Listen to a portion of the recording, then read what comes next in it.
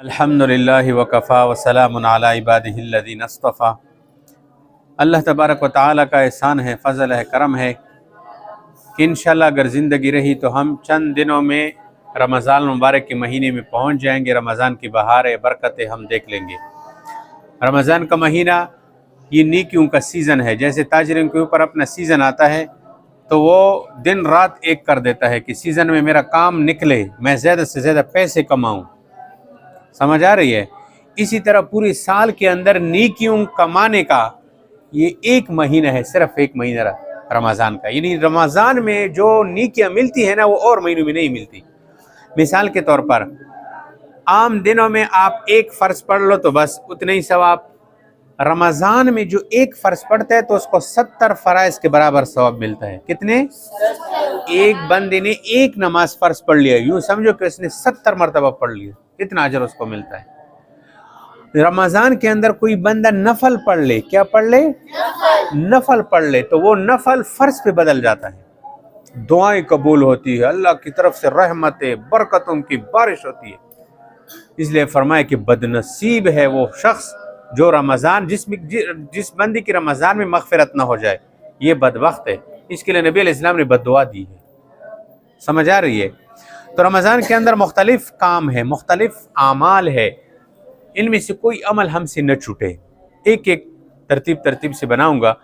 تو سب سے پہلے شروع کرتے سحری سے۔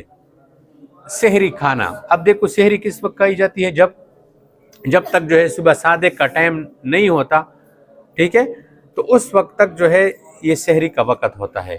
عموماً لوگ اٹھ جاتے ہیں 3 بجے 4 بجے، عورتیں وغیرہ سب سحری وغیرہ تیار کر لیتے ہیں۔ تو سحری کی کھانے کا جو مستحب مسنون ٹائم ہے نا وہ آخری وقت ہے، پہلے میں نہیں۔ مثال کے طور پر ٹائم 5 بجے ختم ہو رہا ہے تو آپ 3 بجے سے مت کھائیں سحری، 3:30 سے مت کھائیں، بلکہ آدھا گھنٹہ کوئی 20 منٹ رہ جائے نا، اس وقت جو ہے سحری کھانا یہ مستحب ہے۔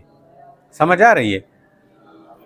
اب اس سحری کی بہت سی فضائل ہے، میں نے صرف 4 حدیثیں آپ حضرات کے سامنے پیش کروں گا کہ آپ علیہ السلام نے سحری کے بارے میں کیا فرمایا، تاکہ ہر مسلمان کو شوق پیدا ہو اور اس سے اپنے آپ کو محروم نہ کرے۔ بہت سارے لوگ ایسے ہوتے ہیں نا جو رات کو 12-1 بجے تک نہیں سوتے ہیں رمضان کے اندر، جب 1 بجے کا ٹائم ہو جاتا ہے پھر سو جاتے ہیں، اس کی سحری بھی گئی اور وہ نماز کے لیے بھی نہیں اٹھتا، تو کتنا بڑا نقصان ہو گیا۔ تو آپ روزہ رکھو اور ادھر سارے کے سارے دوسرے گناہ اپنے ذمہ لے لیا، مثلا نماز نہیں پڑھ لیا، بڑا گناہ کر لیا۔ تو جیسے ہی تراویح کی نماز ہو جائے تو فوراً جا کے گھر میں بس سو جاؤ، پھر صبح سویرے اٹھو، سب سے پہلے تہجد پڑھو، تھوڑی سی قرآن کی تلاوت کرو، دعا کرو، اس کے بعد سحری کھاؤ۔ سمجھ آ رہی ہے؟ اب آتے ہیں سحری کی فضائل کی طرف کہ نبی کریم صلی اللہ علیہ وسلم نے ارشاد فرمایا کہ اللہ تعالیٰ اور اس کے فرشتے سحری کھانے والوں پر رحمت نازل فرماتے ہیں۔ اللہ اکبر۔ دیکھو ایک ہوتی ہے لعنت، بعض لوگ ہوتے ہیں جو ایسے گناہوں میں مبتلا ہوتے ہیں نا جن کے اوپر لعنت برستی ہے، بعض اعمال ایسے ہوتے ہیں جن کی کرنے کی وجہ سے اللہ کی رحمت آتی ہے، تو ان اعمال میں سے ایک عمل سحری کا نبی ہے۔ سمجھ آ رہی؟ تو اللہ تعالیٰ کا کس قدر انعام اور احسان ہے کہ اس نے سحری کھانے کو، جو ہماری ضرورت ہے کہ ہم اس کو کھاتے ہیں نا سحری کو، تو سارا دن تھوڑے سی پھر بھوک پیاس کا پتہ نہیں چلتا، یہ ہمارا اپنا ہی فائدہ ہے اس میں، لیکن اللہ تبارک و تعالیٰ نے اس کو جو ہے رحمت اور برکت کا ذریعہ بنایا ہے۔ تو کوشش کرے کہ انشاءاللہ سحری نہیں چھوڑوں گا انشاءاللہ۔ سمجھ آ رہی ہے؟ دوسری حدیث، حضرت ابو سعید خدری رضی اللہ تعالیٰ عنہ مشہور صحابی ہے، وہ فرماتے ہیں کہ نبی کریم صلی اللہ علیہ وسلم نے فرمایا کہ سحری کھانا سراپا برکت، یعنی برکت ہی برکت ہے سحری، لہٰذا اسے چھوڑو، اسے نہ چھوڑو۔ آگے کیا فرمایا؟ اگرچہ پانی کا ایک گھونٹ ہی کینو، تمہیں کوئی شوق نہیں ہے یار میں نے رات کو بہت کھایا، میں سحری نہیں کھاتا ہوں، مجھے مت اٹھانا، نہیں، آپ سحری میں اٹھو۔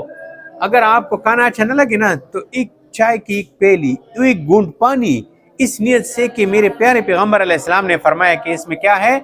برکت ہے، رحمت ہے، میں اسی لیے اس کو کھاتا ہوں۔ سمجھ آ رہی ہے؟ اگرچہ پانی کا ایک گھونٹ ہو۔ پھر آگے کیا فرمایا کہ اللہ اور فرشتے سحری کھانے والوں کے لیے دعا کرتے ہیں۔ اللہ اکبر، دعا کرتے ہیں، اور آگے کیا فرمایا کہ سحری کی برکت سے محروم بندہ جو ہے سویا رہتا ہے۔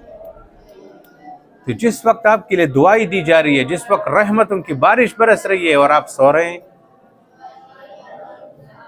آگے ایک اور حدیث ہے، حضرت عرباض بن ساریہ رضی اللہ تعالیٰ عنہ یہ بیان کرتے ہیں کہ رسول اللہ صلی اللہ علیہ وسلم نے مجھے رمضان میں سحری کے لیے بلایا، فرمایا کہ ہلم الی الغداء المبارک، کہ اے عرباض آؤ صبح مبارک کھانے کی طرف آؤ۔ یعنی نبی علیہ السلام نے اس کو مبارک کھانا کہا ہے کہ یہ مبارک کھانا ہے، سمجھ آ گئی۔ اسی طرح ایک صحابی نے بیان کیا کہ میں نبی کریم صلی اللہ علیہ وسلم کے خدمت اقدس میں حاضر ہوا اس حال میں کہ اس وقت آپ علیہ السلام سحری کھا رہے تھے۔ اس حال میں نبی علیہ السلام کے پاس تشریف گیا، تو اس وقت مجھے نبی علیہ السلام نے فرمایا کہ دیکھو یہ چیز، یعنی یہ سحری یہ برکت کی چیز ہے۔ کیا فرمایا کہ یہ سحری برکت کی چیز ہے جو اللہ تعالیٰ نے خاص لوگوں کو، اس خاص لوگوں سے مراد امت محمدیہ ہے۔ کیا ہے؟ یعنی نبی علیہ السلام کی امت ہے، یہ پہلی امتوں کو نہیں دی تھی۔ سمجھ آ رہی ہے کہ اللہ تعالیٰ نے خاص لوگوں کو عطا کی ہے، یعنی امت محمدیہ صلی اللہ علیہ وسلم کو عطا کی ہے، بس تم اسے ترک نہ کیا کرو۔ نبی علیہ السلام نے کیا فرمایا کہ اس کو مت چھوڑا کرو۔ تو دیکھو آپ نے سحری کھا لیا، تو سحری کے بعد اور پھر جیسی اذان ہو جاتی ہے نا، تو اذان کے 15-20 منٹ بعد اکثر جو ہے جماعت کھڑی ہو جاتی ہے۔ سحری کھانے کی برکت سے آپ جماعت میں بھی شامل ہو جائیں گے، اور پھر جو ہے اس کے بعد سو ہونا پورا دن ہے۔ اللہ آپ کو توفیق دے دے، اشراق پڑھو پھر اس کے بعد سو، ٹھیک ہے؟